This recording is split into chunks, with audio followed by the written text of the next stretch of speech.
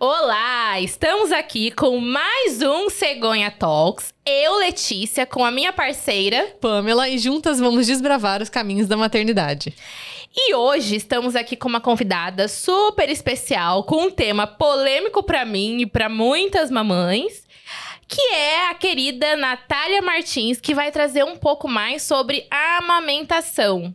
Bem-vinda, Natália, tudo bem? Tudo bem, obrigada pelo convite. E aí, a amamentação?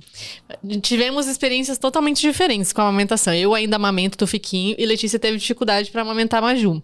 E ela mama na mamadeira hoje em dia, né? Desde bem pitica, com 17 dias já houve um desmame. E eu acho que pra gente começar esse tema, né, que é um tema que tem muito a agregar para tantas gestantes e, enfim, é possível ter uma amamentação tranquila desde o início? Sim, com certeza. E por isso a gente tem um acompanhamento ainda no período pré-gravídico, né? Ainda no pré-natal, para a gente fortalecer o conhecimento de todas as gestantes a respeito das complicações, o que pode ou não acontecer, para que ela possa ir tranquila para esse processo de amamentação. Porque a gente sabe que é um caminho bem complicado, então no meio do caminho pode ter muitos desafios. Então a gente entende que quando a paciente já tem conhecimento de todo esse universo de amamentação, fica bem mais fácil dela conseguir passar por todos esses desafios. Eu até fiquei pensando, eu vi nas suas redes sociais que tem essa consulta pré-natal, assim, né, de amamentação, mas eu fiquei pensando, como é que eu vou, né, me treinar pra amamentar se eu não tenho uma criança? Como que a gente faz? Porque é diferente, o nosso corpo muda muito depois quando o bebê nasce, né? Como que é essa consulta pré-natal? É mais informativa mesmo ou tem uma dinâmica? Como que funciona? Isso, é bem prático, na verdade. A gente tem bonecos, tem mamas, daí eu explico a fisiologia da amamentação, como que acontece todo esse processo. Daí a gente tem bonecos, inclusive eu incluo o pai, porque a gente fala de o casal grávido, né? Não é só a mãe, só a que tá gerando o bebê no ventre. O pai também faz parte de todo esse processo de amamentação. Então a gente conversa sobre quais são as vantagens para a mãe, as vantagens para o bebê, quais são as necessidades, os cuidados necessários do mamilo nos primeiros dias. E a gente vai trabalhando de forma bem prática, para ela aprender realmente e ainda na maternidade, colocar o bebê no peito na primeira hora de vida, que a gente chama que é o momento ouro do bebê, né? Que faz total diferença no processo de amamentação. Então é muito importante. E me fala um pouquinho sobre esse momento ouro. Por que ele faz diferença nesse processo da amamentação para o bebê? Principalmente na descida do leite, porque ainda no período pré-gravídico, o corpo da mulher está se adequando para produzir o leite. A gente tem a mamogênese e a lactogênese. Então, os níveis de estrogênio e progesterona estão elevados ainda na gestação, e progesterona, estrogênio e prolactina. Daí, quando nasce o bebê, dequita a placenta, esses níveis de estrogênio e de progesterona caem, a sucção do bebê no peito estimula a produção de prolactina. Por isso que sai o leite. Às vezes, nesse primeiro momento, não é necessário o bebê sugar de forma tão efetiva, mas só aquele vínculo, aquele contato. Então, esse momento é muito importante para o bebê.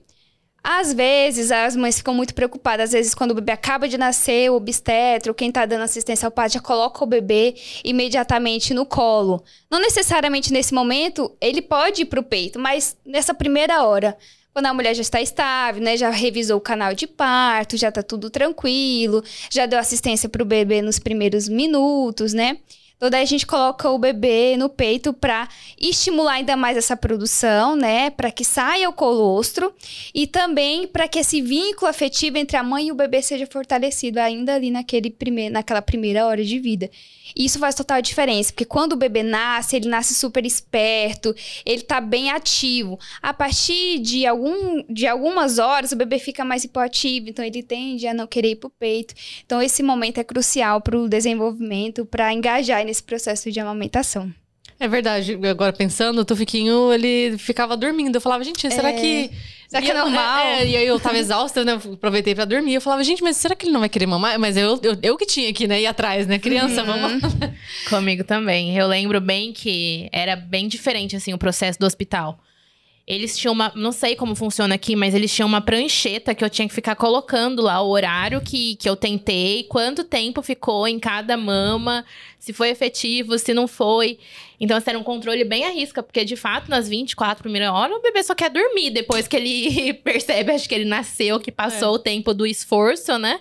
Eles ficam, de certa forma, bem apáticos, assim, dorminhocos e... É muita informação, muita informação. São tantas coisas, né? São tantos mitos também sobre a amamentação. Mas me fala um pouquinho sobre o colostro, porque tem gente que fala, ai, meu leite demorou pra descer 3 dias. Tem gente que fala que demorou 15 dias. Enfim, existe um tempo médio ali pra que essa descida aconteça de fato? Sim, o colostro, ele é produzido desde o início da puberdade, já começa a produção. Então, no período pré-gravídico, vai aumentando essa produção, a mama vai se preparando, na verdade, para essa produção. Então, quando o bebê nasce, que dequita a placenta, então já tem a produção, a saída desse colostro. E ele vai até o 3º dia, mais ou menos, ali. A literatura é bem complexa, assim, alguns falam 3 dias, alguns falam 5 dias, mas essa quantidade é pouquinho mesmo. Até porque a capacidade do estômago do bebê é pequena. Então, o corpo entende, para que eu vou produzir tanta quantidade de leite, sendo que o bebê não vai ter essa necessidade nesse primeiro dia. Então, ele é mais que imunoglobulinas e anticorpos, ele vai proteger o estômagozinho do bebê para que ele venha receber o leite de transição, o leite maduro. Então, é como se ele fosse preparar. É tanto que nesses primeiros dias é de 3 a 7 ml, 10 ml no primeiro dia. Então, é pouco mesmo. Quando você faz a expressão no peito, ó. Quando você faz a expressão no peito, sai gotinhas mesmo. Só mostra aqui, pra quem tá assistindo a gente conseguir ver o movimento do que é que você tá fazendo. Então, quando a gente vai fazer a expressão no peito, para sair o colostro, a gente faz sempre a mão na forma de C, né? Um dedo contra o outro e vai apertar. E esse leite, ele sai em gotinhas mesmo.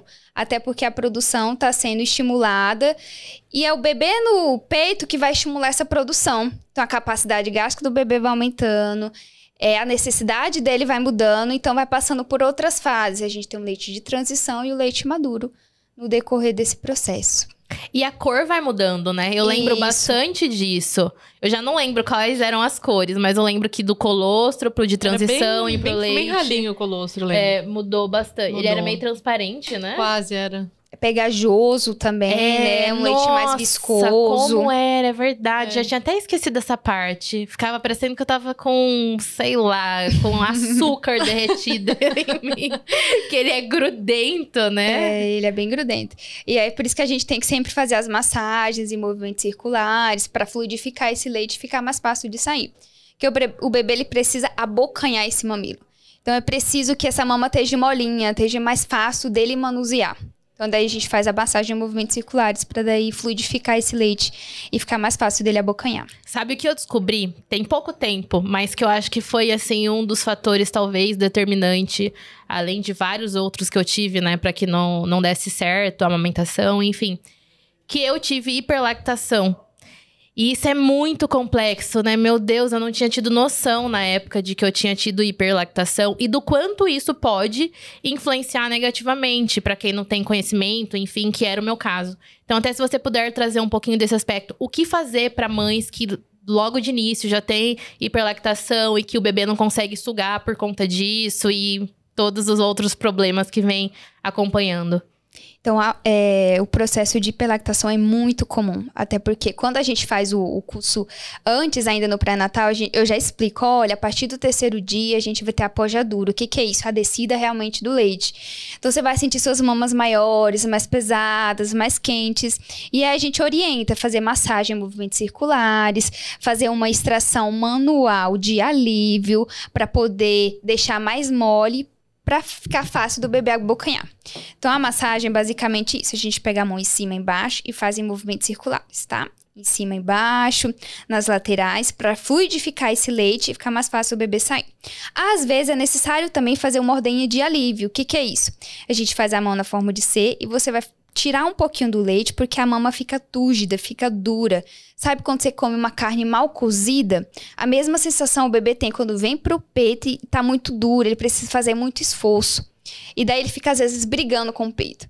Então, daí você deixa mais molinho e aí fica mais fácil do bebê abocanhar. Hoje, inclusive, eu atendi uma paciente com esse problema.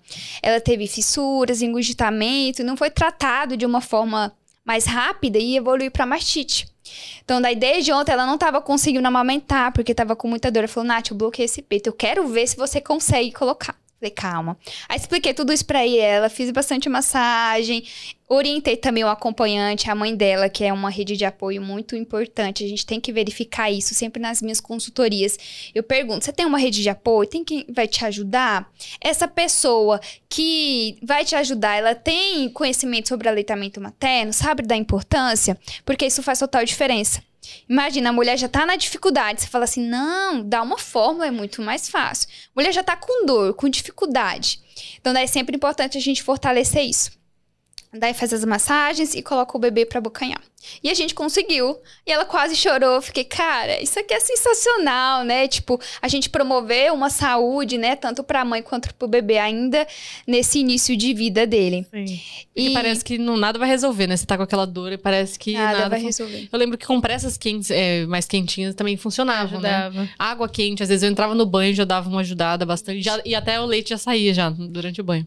Nesse período da hiperlactação, a gente tem que ter muita cautela com as compressas, porque se você faz muita compressa morna, estimula ainda mais a sua produção. Então, o que eu oriento sempre? Quando a mama tá muito grande, muito pesada, eu oriento ir pro banheiro, daí água nas costas, sabe? Você inclina o tronco, a água nas costas, e você vai fazer bastante massagem, movimentos circulares e extrair um pouquinho de leite. Isso te dá um conforto melhor, mas se vem a água em cima mesmo da mama bastante, daí estimula ainda mais a produção, então a gente quer diminuir. Aí a gente tem um fio, que é o fator de inibição da lactação. Se você extrai tudo o leite, manda uma mensagem pro cérebro, aumenta a produção que o bebê tá precisando. Então, daí a gente tem que fazer essa dosagem. Extrair um pouco para te dar um alívio, um conforto, mas não extrair de forma completa. A não ser que seja fisiológico, que seja a boca do neném no peito. Sim. Porque as papilas gustativas do bebê, né, ela vai organizar essa produção. Você me falando isso, eu lembrei de várias coisas assim que eu fui passando e que eu fui fazendo. Eu fazia essa retirada de um pouco até pra ela conseguir. Só que além disso, eu lembrei. Também tinha a questão do tipo do bico do peito, que também é um assunto complexo, né? E eu também tinha essa questão. Então, ao mesmo tempo, eu precisava também usar a bomba pra ir dando uma formada no bico do peito. Acho que é legal você trazer também, porque, nossa, foi um filme. Foram tantas coisas que eu passei, eram tantos detalhes de... No final, ela me deu consultoria. É verdade. Juro. Não, quando ela falou agorinha, quando a gente vê saindo... Lembra daquele momento que a gente viu saindo? Eu fui pra casa dela, porque o começo é difícil pra todo mundo, né?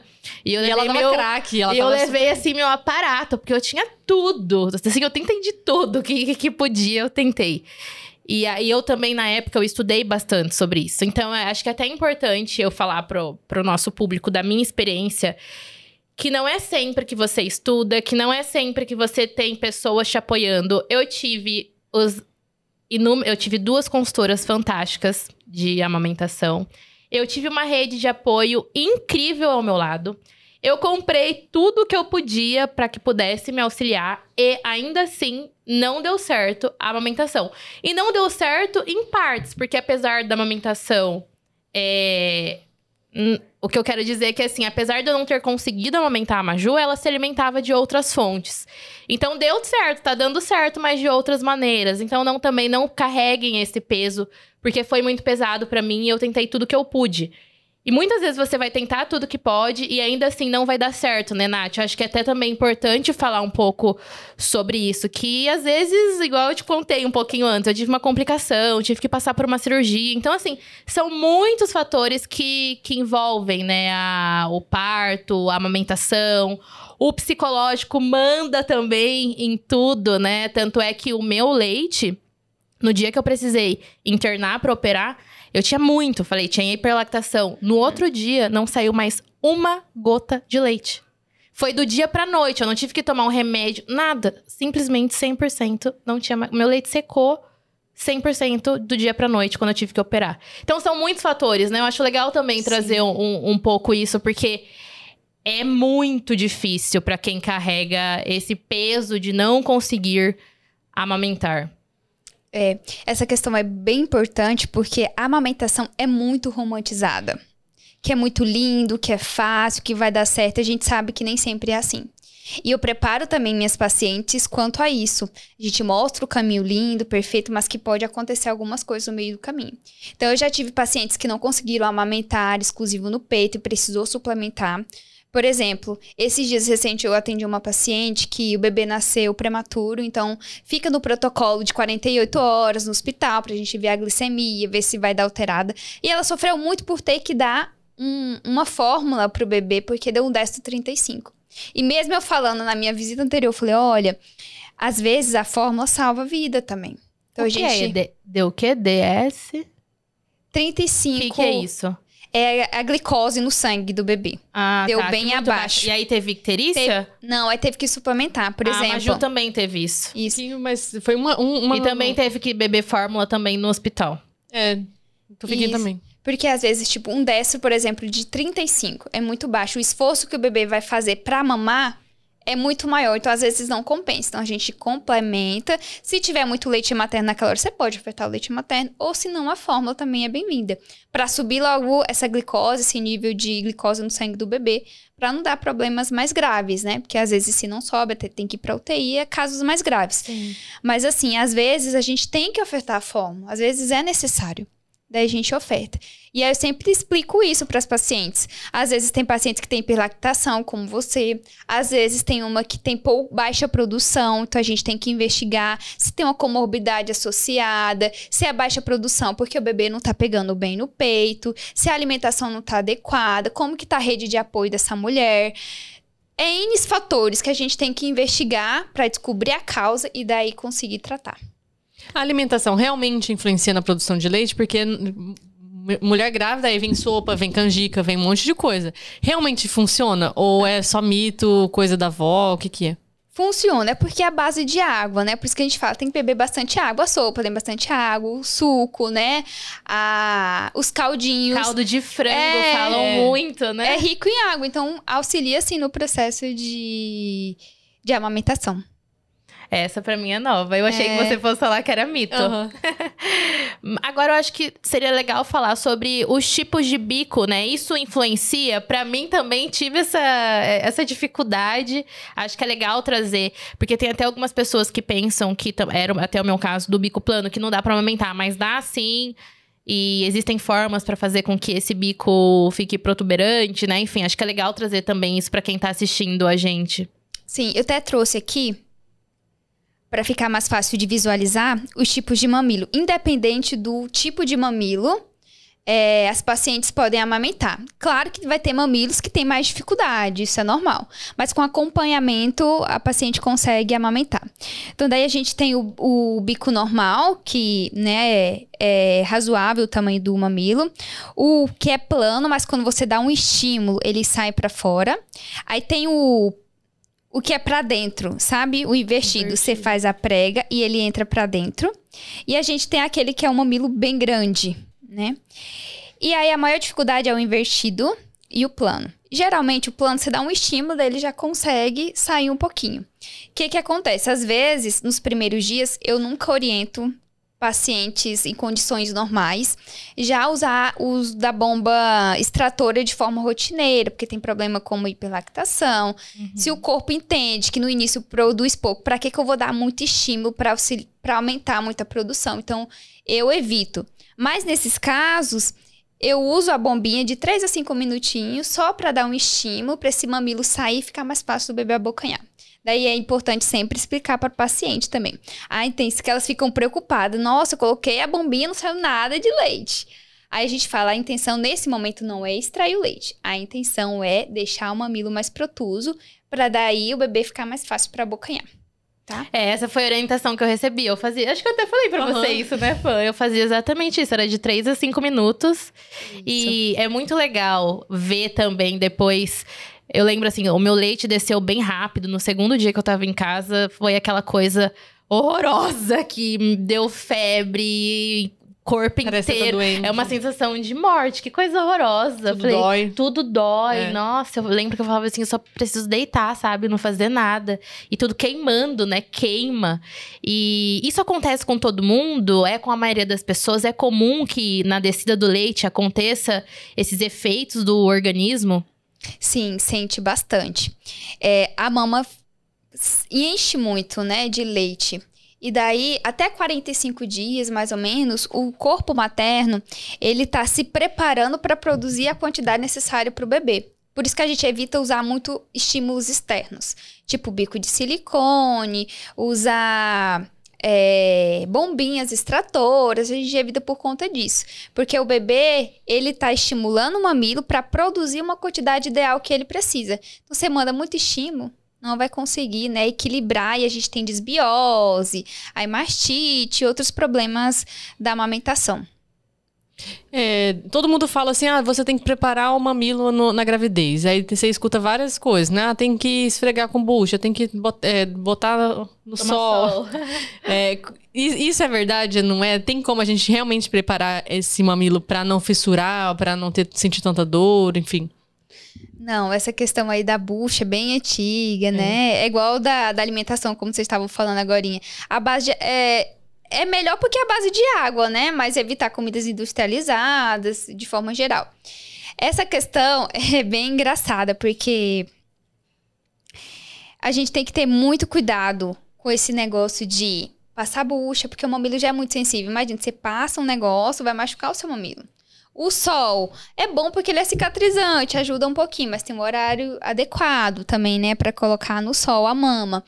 Então, a gente tem que... É mito isso daí, então a gente tem que evitar. Inclusive, a gente tem que cuidar do mamilo e não agredir o mamilo. Algumas coisas que a gente usa nesses tipos de mamilo mais difícil, na gestação, tem pacientes que usam, sabe, a concha, que ela é contraindicada no processo de amamentação, depois que tá saindo o leite, porque prolifera fungos, bactérias, a principal a candidíase, né? Mas no período gravídico, as mulheres colocam no mínimo de 3 vezes por dia para poder dar um estímulo e sair daí um pouco o mamilo. Elas usam essa estratégia. Agora, a questão da bucha não é indicado, não. Dentro dessas indicações, né? O que realmente é legal fazer? Existe algo que pode preparar ou não? É realmente só depois que o bebê nasce que a gente vai sentir como é que tem que ser feito? Depende muito do mamilo, né? Da história, da cultura dessa paciente, pra gente abordar esses cuidados. Mas o uso da bucha é contraindicado, né? O uso da concha é indicado nesses tipos de mamilos, né? No mamilo plano, principalmente. Mas os demais, não. Quando o bebê nasce, daí a gente estimula com a bombinha extratora, faz outras manobras também, que a gente faz até com a seringa, pra poder deixar esse mamilo um pouquinho mais protuso. Tem uma manobra também que o pessoal fala, né? Esqueci, agora me fugiu da memória o nome do autor, de puxar o bico um pouco para ficar protuso. Pode ser também. É um estudo científico que fala sobre isso, mas na minha prática eu não costumo orientar, não. Eu vi até um vídeo de uma indígena, que ela é tiktoker. E ela fala que, como que vocês fazem na gravidez? E ela fala que eles têm o costume de ficar puxando a partir de, acho que do 7º, 8º mês, não sei. De ficar puxando o mamilo pra formar já o bico. O biquinho, né? Faz sentido, né? A técnica que eles usam. Parece que dá certo. E agora, a pega. Essa, como foi difícil. Foi. Meu Deus do céu. Mas quando você aprende, é libertador. Nossa, como foi difícil a pega. Traz um pouquinho também disso pra gente. Existe pega correta? Existe pega correta, isso é muito importante. Impacta, assim, 90% na amamentação. Porque eu preciso de uma pega correta para a produção tá boa. Eu tenho que avaliar se a pega tá correta, se o bebê tá se nutrindo realmente, observar os sinais de saciedade do bebê. Então, tem que ter uma pega correta. O bebê precisa acoplar bem, precisa estar com os lábios virados para fora, o famoso boquinha de peixe. Então, tem sim umas estratégias que a gente tem que usar para que a pega fique adequada. Tem como mudar a pega depois que ele já tá viciadinho? Porque, por exemplo, o Tufiquinho, às vezes, ele dá uma preguicinha, assim, né? E aí, às vezes, eu acho mais difícil mudar agora. Às vezes, eu não consigo fazer ele fazer a pega direito. Já com 10 meses, fica um pouquinho mais difícil. Mas o recém-nascido a gente consegue, sim, estimular ele, daí ele volta a sugar certinho. Desculpa, a dentição prejudica na amamentação? Assim, muda a pega, alguma coisa? Quando você fala, quando eles começam a nascer dentinho, eles mudam a pega também ou não? Sim, porque o bebê, quando tá nascendo os dentinhos, eles querem morder, né? Até eu sei. Então dificulta um pouquinho por conta disso. Daí a gente tem que já avaliar um pouquinho, né? Como que tá, pra diminuir a oferta do seio materno, introduzir outras formas, entendeu? Então você acha que já tá na hora já de começar a diminuir a amamentação? Daí tem que avaliar como que é a sucção dele. Se ele tá mamando realmente para se nutrir ou se é necessidade de afeto, de aconchego, né? Tem bebês que ficam prontos mais rápidos, né? Mais 10 meses ainda tem que estar no aleitamento materno, né? O aleitamento materno exclusivo até 6 meses. A partir de 6 meses, do 6º mês até o 12º, daí já é ofertar texturas, né, sabores pro bebê. Aí a partir de 2 anos, aí já começa o aleitamento materno ser complemento. E não uma forma de nutrição mesmo. De nutrição, isso. Eu acho legal também a gente falar um pouco sobre os tipos de posições, né? Isso também é muito importante. Eu acho que as pessoas têm muita dificuldade. Eu, pelo menos, tive muito também. Acho até que pela hiperlactação também, meu peito tava muito gigantesco, enorme. Era muito difícil encontrar uma posição que ficasse confortável pra mim, pra ela. E existem inúmeras, né? Sim. Então, acho que é legal você trazer também. E lembra, eu até comentei com você semana passada que a gente descobriu na consulta do Tufiquinho que, de vez em quando, pra gente descansar um pouco, né? Então, eu deitava e amamentava deitada. E a gente descobriu que isso tava fazendo dar otite nele. Então, o leite se acumulava um pouquinho aqui no ouvido, e aí, porque ele não era um otite, assim, de uma gripe, alguma coisa, do nada aparecia. E aí a gente foi reparar, e geralmente é o ladinho que ele ficava deitado mais. Então, agora proibido as mamadas deitadas. Então, tem várias posições, inclusive para hiperlactação. O bebê, cada caso é um caso, a gente tem que avaliar. Por exemplo, geralmente na hiperlactação, é muito leite, o bebê fica, tipo, se afogando no leite. Então, a gente tem que diminuir as frequências, aumentar as frequências e diminuir o tempo de sucção do bebê. E uma das posições, daí, quando tá com a hiperlactação, é colocar o bebê cavalinho, sentadinho. Porque daí ele faz compensações, ele puxa a cabeça pra trás quando tá vindo muito leite, entendeu? Ele faz essas controla. Isso. Aí, geralmente, também a sucção dele fica mais rasa, porque tá vindo muito leite. Se ele suga muito efetivo, vai vir muito leite. Às vezes ele tá engasga. Então, o bebê, ele faz essas compensações para poder mamar de forma efetiva. Então, às vezes, você vê uma sucção rasa do bebê, mas você tem que avaliar. Será que ela tá com hiperlactação? Tá vindo muito leite? Será com compensação do bebê ou não? E a Maju engasgava muito. Isso, porque é muito leite, né? Muito leite. E eu não sabia disso. Depois também, de muito tempo que eu fui descobrir, porque são muitos fatores e muitos detalhes. Isso mesmo. Na hiperlactação, eu sempre oriento também as pacientes a fazer bastante massagem e extrair o leite. Enquanto estiver saindo em jato, não oferta para o bebê. Então, você tira aquele leite. Enquanto estiver saindo em jato, você não oferta. Parou de sair em jato, você coloca o neném. Daí, ele vai ter menos risco de engasgar. Na hora de extrair esse leite, eu posso armazenar ele para alguma coisa ou descarte? Sim, você pode armazenar. Por exemplo, nesses primeiros dias, a gente fala, tipo, nos primeiros 15 dias, que a mãe tá com o bebê, o bebê no peito mesmo é o ideal. Mas, por exemplo, eu vou no mercado, preciso me ausentar um pouco, você pode deixar esse leite ordenhado, extrair esse leite e deixar pro cuidador ofertar pro bebê, seja no copinho, seja na colher dosadora. A gente tem que se atentar também, como que eu vou ofertar esse leite pro bebê? Porque se a gente introduz um bico artificial, aí ele vai ter confusão de fluxo, confusão de bico, daí é um problema que a gente não quer. O mais indicado seria a colher dosadora ou um copinho? Isso, a colher dosadora, tem o copinho, tem a sonda a dedo, que dá pra gente fazer também. Tem várias opções, a seringa também, que a gente pode ofertar. A seringa também? Que legal, essa eu não conhecia. O bebê vai sugando a seringa. Sim, faz muito sentido. Eu não conhecia essa. Não. No hospital é muito comum. Eu já vi o da sondinha, assim, que às vezes... Esse daqui é o da sonda? Esse é o da sonda. Esse aqui, geralmente, a gente usa quando o bebê tá com dificuldade na sucção, ou quando o bebê a mãe tá com baixa produção de leite. Então, para aumentar essa produção, além da mãe está confiante, né? Ter uma rede de apoio, estar se alimentando de forma adequada, é necessário o bebê no peito para estimular essa produção. Então, às vezes, você precisa complementar esse bebê, pode ser com fórmula, não tem problema. Daí a gente usa isso daqui, a sondinha. Essa parte colorida a gente coloca em contato com o leite, seja leite ordenhado, seja fórmula, não tem problema. E daí a gente coloca no peito. Aqui, ó. Isso chama translactação. Daí a gente coloca... Eu gosto de colocar uma fitinha aqui só para não ficar saindo. Então, o bebê ele vai se nutrir, né? Porque tá a fórmula ou o leite ordenhado aqui. E aí, as papilas gustativas do bebê vai estimular a produção. Porque para aumentar a produção, o bebê precisa tá no peito para mandar um estímulo para o cérebro a nível de hipófise para poder estimular essa prolactina a ser produzida e a ocitocina, que é responsável pela ejeção do leite. Então, assim, na fisiologia, a gente tem que estar muito conectado para entender.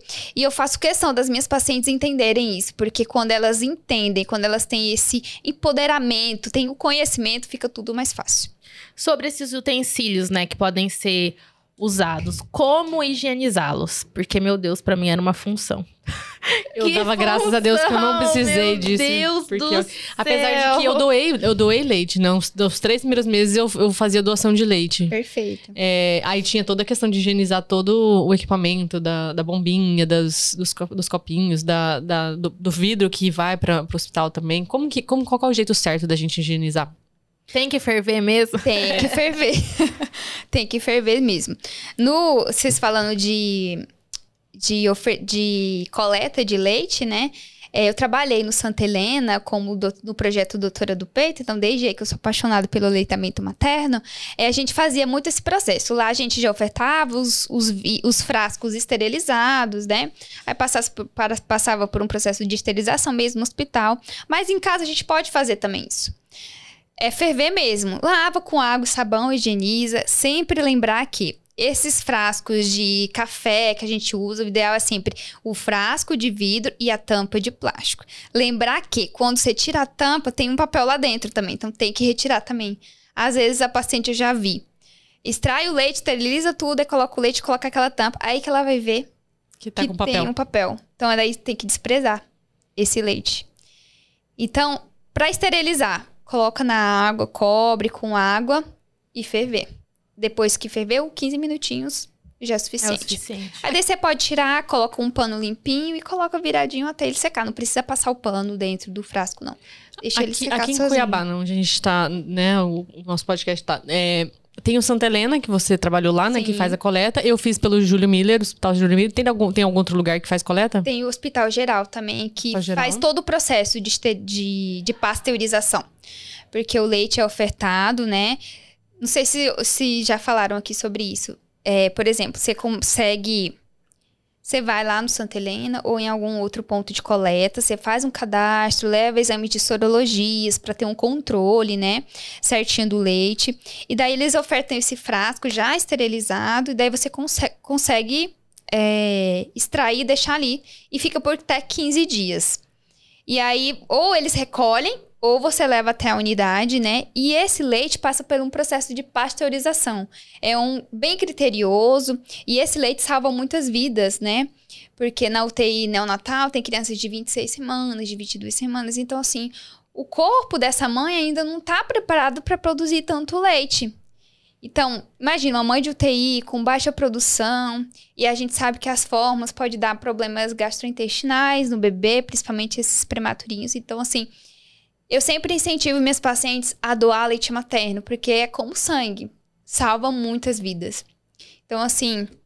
Foi bem legal a minha experiência de doar, assim. E eles levavam na minha casa os vidrinhos, né, já esterilizados. Sim. E uma vez por semana eles coletavam. Isso. Então, era bem tranquilo. Eu fiz... Na época, eu consegui fazer tudo pelo WhatsApp. Mandei todos os meus documentos, meus testes todos.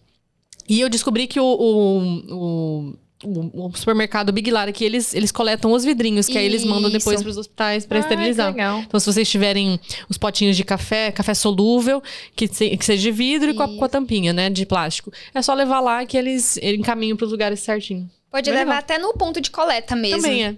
A gente tinha muito essa necessidade, eu lembro que a gente fazia muitas campanhas pedindo, né, esses vidros. E, assim, é bonito de ver a sociedade engajada, né, em tudo, nesse processo, entendendo que o aleitamento materno é necessário. E, às vezes, você não tem o leite para doar, mas você tem um frasco para ofertar, né, para... Sim, dá para ajudar de alguma outra forma. Sim. É muito legal, é um tema importante e quanto mais a gente puder fazer, a gente vai estar podendo ajudar várias pessoas, né? Agora, mais um tema doloroso da amamentação, que esse eu descobri antes de ser mãe, muito antes, há muitos anos atrás, quando uma amiga engravidou e teve candidíase mamária. Então, eu já sabia que isso existia, já sabia que isso era um terror. Um nome E terrível. O que é e por que acontece a candidíase mamária em muitas mães? A candidíase mamária, infelizmente, é um problema muito comum, por incrível que pareça. Porque está associada principalmente à queda da imunidade da mulher, né, no pós-parto, ao uso de utensílios como o bico de silicone. O absorvente também? O absorvente também, o uso da concha. Por quê? O que fungo e bactéria gostam? De um ambiente quente e úmido. Qual que é o melhor alimento do mundo? O leite materno. Então, eu até trouxe para mostrar para vocês.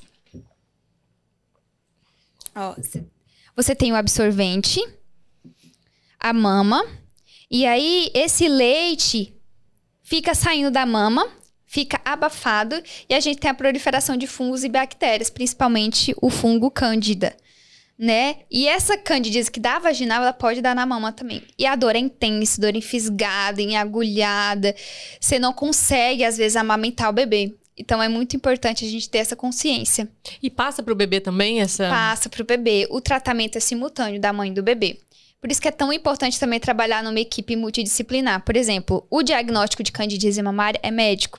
Mas quando eu tenho um contato com uma paciente que está apresentando esses sintomas, eu já aciono a obstetra ou a pediatra e falo, olha, o paciente está assim, apresenta o quadro, né? E eu acredito que é candidíase. Na maioria das vezes a gente já começa a dar o tratamento, né? Pode ser com um antifúngico oral ou pomada. E é necessário também tratar o bebê de forma simultânea para ter um tratamento efetivo. Sabe que essa minha amiga que teve, eu lembro assim que foram naqueles primeiros 15 dias assim que a gente tá doida, né? Costumo falar que no puerpério tá ali no baby blues, tá assim todo mundo bem doida. E foi o primeiro filho dela. Então ela precisou, eu não sei se foi ela ou se foi alguém que orientou a usar uma rosca, fazer uma rosquinha com fraldinha do bebê. Ela não sabia, não pensou, enfim, que aquilo tinha que ser trocado. Não sei se todos os dias, não sei ao certo como é que Provavelmente funciona. ela tava com fissura, né? Ela tava com fissura. E ela usou a mesma, todos os dias. Porque alguém tinha feito, ela não sabia fazer o nozinho, né? O nozinho, alguém tinha feito e ela usou.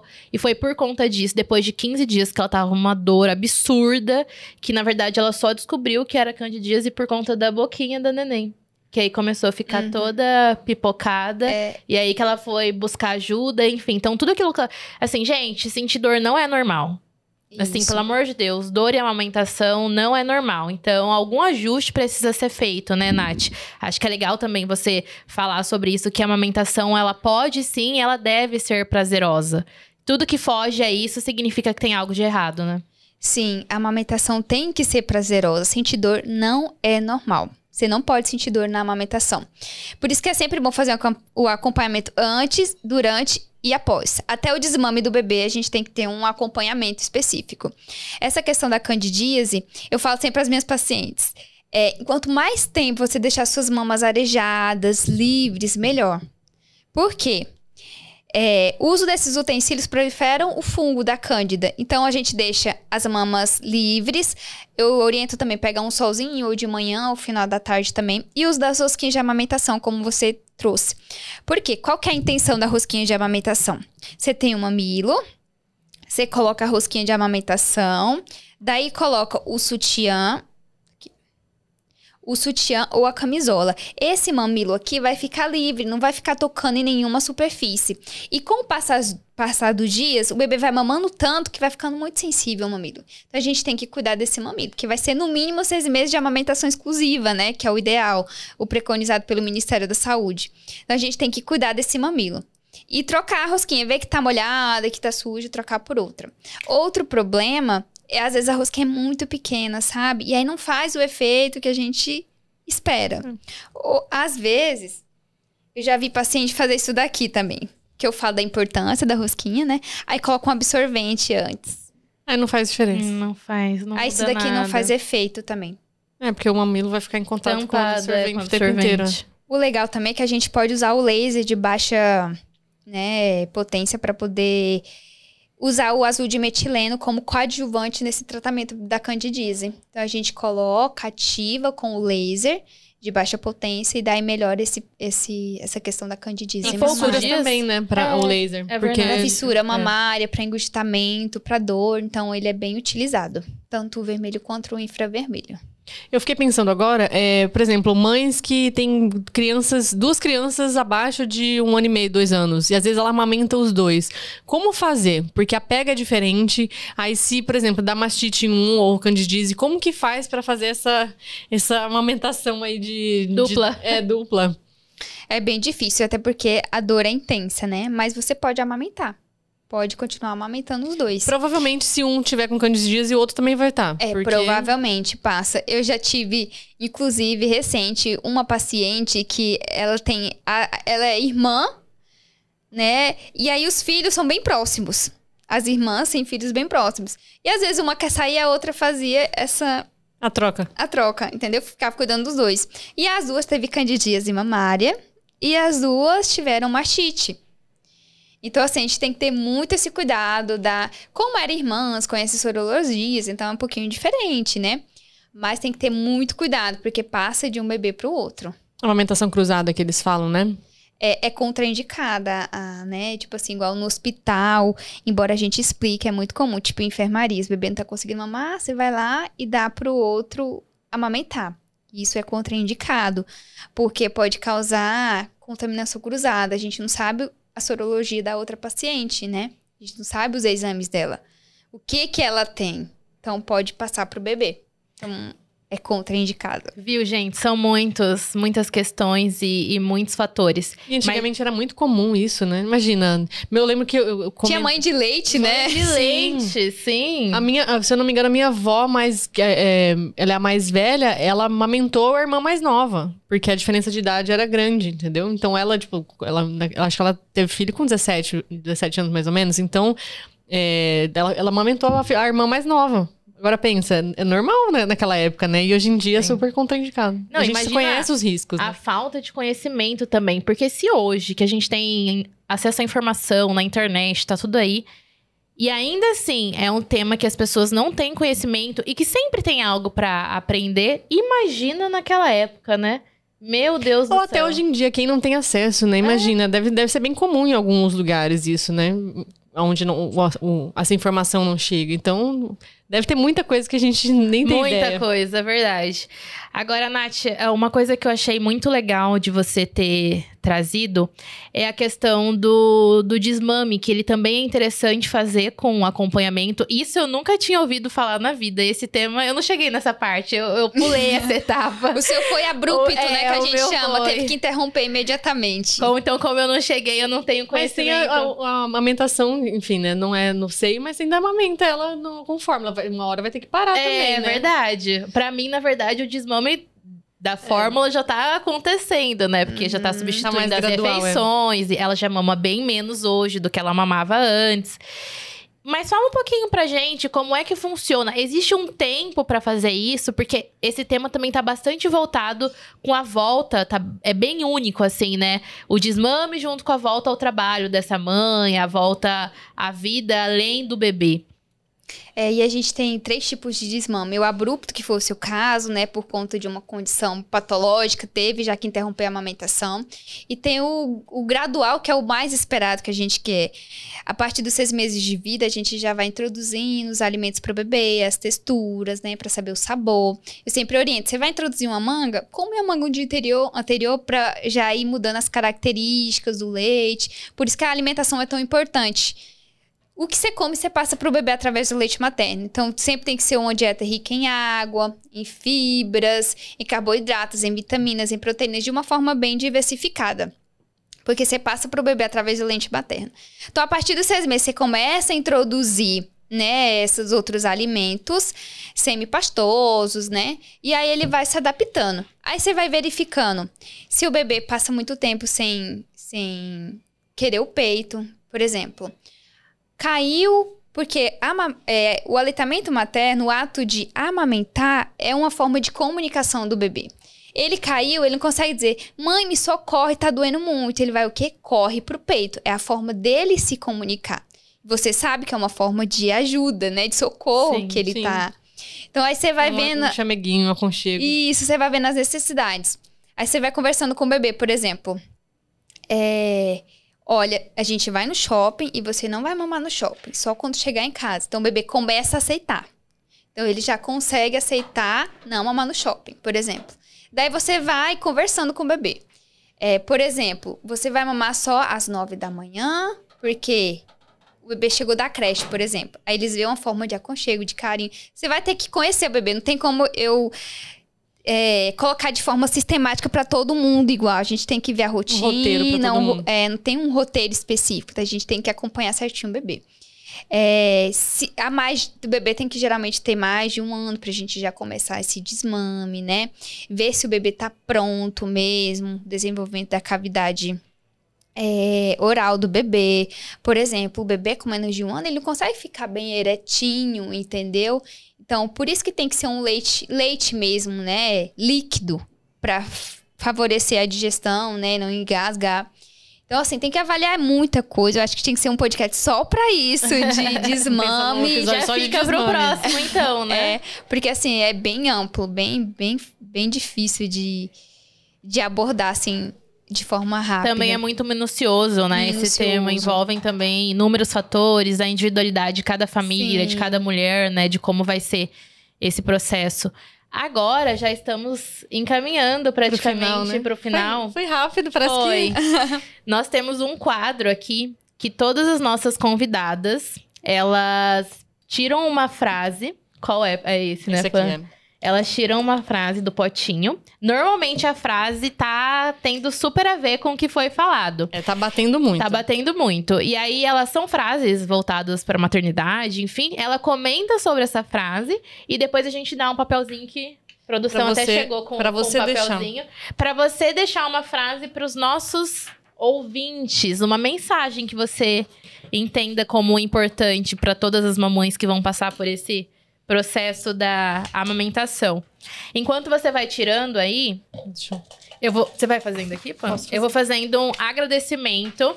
Hoje vocês viram que nós estamos com um estúdio novo, estávamos em reforma, então tá tudo um pouco diferente do nosso cenário. Cada vez vai ficar mais legal e mais no formato do cegonha, né, Pã? A nossa intenção é sempre ir melhorando e adaptando. E muito obrigada à minha equipe, mais uma vez, do estúdio PatioCast, que é onde acontece aqui a produção do Cegonha. É um estúdio para quem quer ter podcast e não sabe como fazer isso, então fica em Cuiabá, na 24 de outubro. Aqui também os nossos móveis, as nossas cadeiras são da Arto Interiores, então se você precisa de móveis soltos, é só procurar o Tofik lá, fica no bairro Quilombo, na rua João Bento. Muito obrigada a vocês que estão sempre acompanhando acompanhando nossas redes sociais. Não esqueçam de nos seguir, de dar um clique lá para seguir também o nosso canal no YouTube e também no Spotify. Então, a gente tá tanto no YouTube quanto no Spotify. @CegonhaTalks. A Nath também vai ler já a frase dela e depois ela já vai falar onde é que a gente encontra ela nas redes sociais. E é isso, vamos lá, vamos ver qual frase que Qual que é a frase que você pegou, saiu. Nath? Mais importante que a guerra é quem está com você na batalha. Nossa, faz total sentido, né? Que para ter uma amamentação de qualidade é necessário ter uma rede de apoio firme e sólida. Pessoas que entendam a necessidade da amamentação, a importância, que compreendam os desafios, para poder ajudar e incentivar nesse processo, que às vezes não é tão fácil. A amamentação é muito romantizado, que é lindo, que é fácil, mas às vezes tem desafios que a gente precisa superar. E aí, com o conhecimento, a gente consegue, de forma mais fácil, superar tudo isso. É isso. Pra mim foi a parte mais difícil, mas também foi a parte mais gostosa, assim, desse momento. E é só você e o bebê, assim, é um momento muito especial, assim, só pra vocês, sabe? Mas é difícil. É um vínculo, né, assim, muito forte. Mas ao mesmo tempo, o bebê depende de você o tempo inteiro ali, né? Então, tem horas que te sobrecarrega um pouco, assim, sabe? A gente teve essa porque diferença, são experiências completamente diferentes. Porque desde o começo você ficou livre pra várias coisas. E eu ficava assim, eu não consigo fazer tal coisa porque ele demanda de mim. E aí você conseguia, sei lá, dormir um pouco mais, porque Mazinho conseguia dar as mamadas de madrugada. E aí pra mim não dava. Então, às vezes ficava lá acordado, me olhando, falo, cara, vai dormir, porque você precisa dormir também. E amanhã eu consigo dormir durante o dia, você não. Então... Como pra tudo na vida, eu acho que a gente precisa encontrar meios pra suprir aquilo. A amamentação é indiscutível, o quanto ela é importante, o quanto você se constrói, sim. É um momento gostoso, né, pra quem consegue ter isso de forma prazerosa. Só que, trazendo pra minha realidade, eu consegui construir com a minha filha inúmeros outros tipos de coisas e vínculo de outras formas que não só da amamentação. Então, gente, a amamentação é sim uma forma de você se conectar com o seu bebê, mas ela não é a única forma. Existem diversos outros momentos, o olho a olho, nada paga você tá amamentando, seja com uma mamadeira ou seja com o peito, e tá ali no olho a olho, coração com coração batendo. Então, assim, fiquem tranquilas que no fundo dá tudo certo. Eu tô aqui com a minha bebê que não amamentou, nosso relacionamento super tá maravilhoso, tá bela, tá ótima, tá saudável. Então, não se preocupem, porque o que tiver que ser, vai ser. Foi como aconteceu pra mim. Agora, qual a frase, qual a mensagem que você vai deixar para os nossos telespectadores? Posso escrever primeiro, depois eu... Pode. Escreve aí você vai ler pra gente pra falar. E não esquece de falar o seu Instagram, onde é que a gente te encontra. Enquanto isso daqui, gente, tem um post muito legal no Instagram dela, falando sobre o tamanho do estômago do bebê. Então, depois acompanhem lá no Instagram da Nath, que ela traz essa informação do quanto é bem pequenininho e vai aumentando de pouco em pouco, né, Pan? Esse daí tá bem legal. Tem vários outros posts. E se você tiver qualquer dúvida, a Nath vai te responder lá tranquilamente. Para quem também tiver sugestão de temas para trazermos aqui pro podcast, pode encaminhar lá no nosso Instagram mesmo, do Cegonha. Manda lá um direct pra gente, de pessoas também que vocês acham que seja relevante trazer pro nosso programa, né? Pois estamos abertos. Vai ser uma honra receber. E a gente tá sempre aberto. A maternidade é um mundo que abrange vários temas diferentes. E até a amamentação mesmo. Tá vendo que a gente já desmembrou pro desmame. Então dá pra fazer 500 podcasts só sobre um assunto. E dentro de cada tema, são cada pequeno tema que surge que, nossa senhora, a gente pode ficar aqui e passar o dia falando, né? Finalizou, Nath? Acredito que sim. Lê pra gente. Então, vamos lá. Eu coloquei assim, amamentar é um gesto de amor e com certeza o conhecimento nos fortalece e nos motiva a superar todos os desafios. Perfeito. Ai, que lindo, conhecimento perfeito. É tudo, né? Conhecimento é tudo. Pra tudo na maternidade, né? Pra sono, pra amamentação, pra parto, puerpério. Quanto mais conhecimento a gente tiver, o conhecimento salva, né? Sim. Então, é muito importante estudar sobre... Até uma coisa legal também pra a gente já fechando aqui o programa. Eu não foquei muito em quarto e, enfim, em montar todo o quartinho. Nem fiz isso, não foi uma prioridade pra mim. Mas eu consumi muito conteúdo, inclusive de podcast. Por isso que eu tive a ideia de ter um podcast, porque eu consumi muito conteúdo de podcast. Fiz alguns cursos também. E não que eu saiba tudo, tô longe de saber tudo. Todo mundo tá longe de saber tudo.